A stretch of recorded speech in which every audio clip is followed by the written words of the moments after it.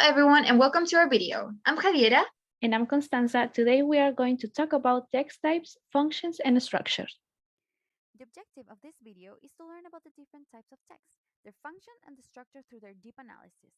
We will focus on two types of text with different genre. The first one a review and the second one a short story. The first text that we will analyze is a review of the series The Summer I Turned Pretty. The genre is descriptive, as its function is to describe an entity or an event. In our case, the author is describing the series The Summer I Turned Pretty. Now, my classmate is going to start the analysis of the structure. Beginning the scaffolding, we have the general opening, which gives us the general concepts of the series, where it is aired, the amount of episodes, and it states that it is an adaptation of a book. Then, it is followed by a series of paragraphs about the topic. Here, each paragraph describes the different aspects of the TV show. It also has a topic sentence to introduce the narrow topic that the writer will talk about. For example, in this paragraph, the main character, Belly, is presented with some description about her features. Here we have another example of a paragraph where the writer is describing another aspect of the TV show.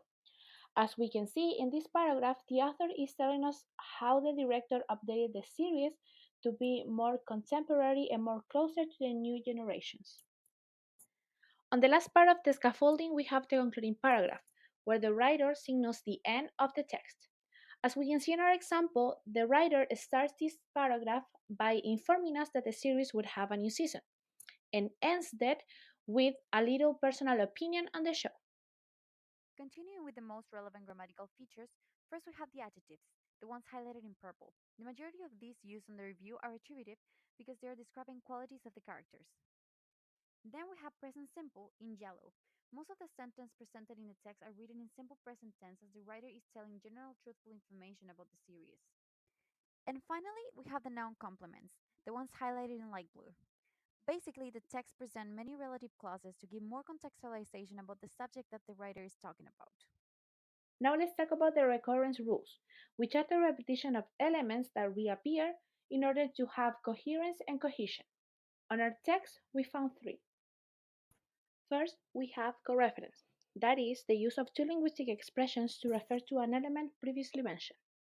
As we can see in our example, the element highlighted in brown, belly congling, is introduced. Afterward, the author uses expressions such as belly and the teen to keep making emphasis about who she is talking about. Secondly, we found the use of anaphoric procedures, specifically pronominalization and aphoric reference. Let's look at the example. In this paragraph, we can see that the highlighted word is the subject of the whole paragraph. To avoid the repetition of this name, the author uses the pronoun she to keep referring to her. Lastly, we have elision. As we can see in this example, the word involved, the teen, is the subject of the independent clause, and this independent clause also has a compound predicate, which is grew breast, lost her adolescent baby fat, and traded in glasses for contact lenses. All of these predicates have in common the subject. That is elision, is the elimination of the subject to not sound redundant. The most frequent progression pattern. We notice that in the review, the most commonly seen is the zigzag thematic progression. And as we can see in the example, the first theme we have is televised scam, which is followed by the first dream, David Lacona. This dream later becomes the theme of the second sentence, which is why it is the zigzag thematic progression. Now, let's talk about the most frequent grammatical relations present on the text. The first thing we noticed was the application of subject verb agreement. As we can see in the highlighted examples, icon of thus, who moves, the verbs are in present simple, and following the grammatical rules, they have an ending s. This because both subjects are in the third person singular. The second relation that we found was verb plus direct object.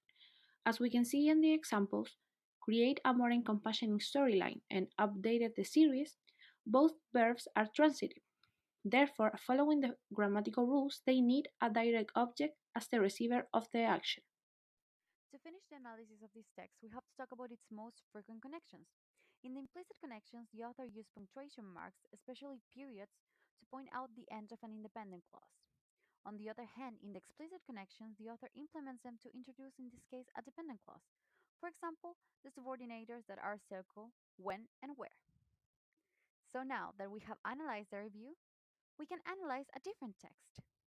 Moving forward, the second text that we will analyze is a short story called Please Don't Do It, which is part of the genre narrative because its function is to tell a story.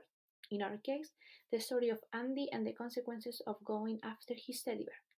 Now my classmate Javiera is going to start the analysis with the scaffolding.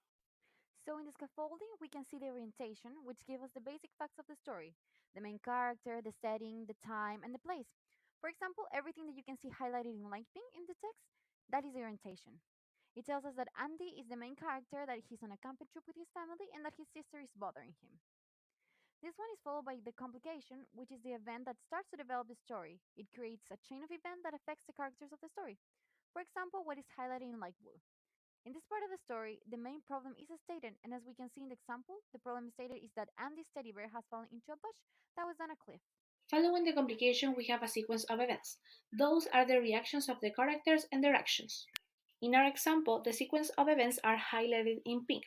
Here we can read about what happened after Andy's teddy bear fell, how Andy and his father went after him, and also how his mother called an ambulance for precaution. The resolution is when the problem gets sorted out. For example, everything that is highlighted in light green. In the story, the problem gets solved as the ambulance arrives at the place and the teddy bear is found. So, as I stated, the main problem is fixed during this part as the boy finds his toy. Finally, the coda states the moral of the story, which can be explicitly stated or implied. For example, the paragraph in orange. In this case, it is not explicitly stated, yet it is there. The moral of this story is to be careful with the games you play, as they can end in dreadful situations that can harm you. Now, let's talk about the most relevant grammatical features that we found on the text. First, we have the use of dynamic verbs. These are the actions that the characters produce throughout the story. Some of the dynamic verbs that we found on the text are highlighted in yellow. These are limped, had fallen, climb, stop, explain, ran, yell, grasp, and raise. We also found the use of nouns. As we can see in the example highlighted in blue, the nouns represent different characters and places, such as Andy, sister, family, caravan, and children.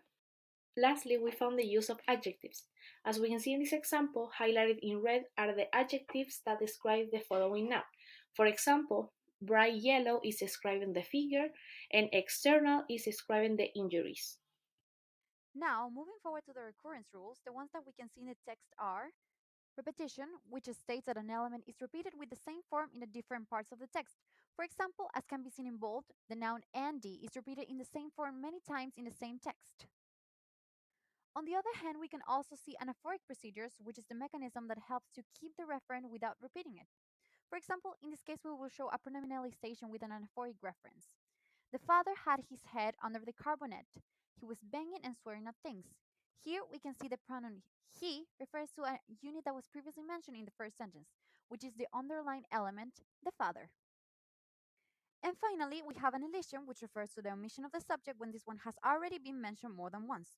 For example, in the following sentences, we can see an elision of the pronoun he between the connector and the verbs retrieve and raise, as these are part of a compound predicate. Now, let's talk about the most frequent progression pattern that we found on the text, which is constant thematic progression, where the theme remains the same and the rhymes change each time. Let's look at the example from the text. As we can see, the theme Bill is the same in the whole paragraph. However, the rhymes change each time. The first rhyme talks about how he felt, and the fourth rhyme talks about an action that he performed. In terms of the most frequent relations, we have subject plus verb agreement, which is commonly seen in the description of the actions of the story. Here, we can see sentences that use the verb to be with the appropriate subject. For example, she was, the children were, and he is. On the other hand, we have verb plus preposition plus object, which is used to show an action performed on something. Most of the examples we found were phrasal verbs with a direct object. For example, look after Bobo, being look the verb, after the preposition, and Bobo the object.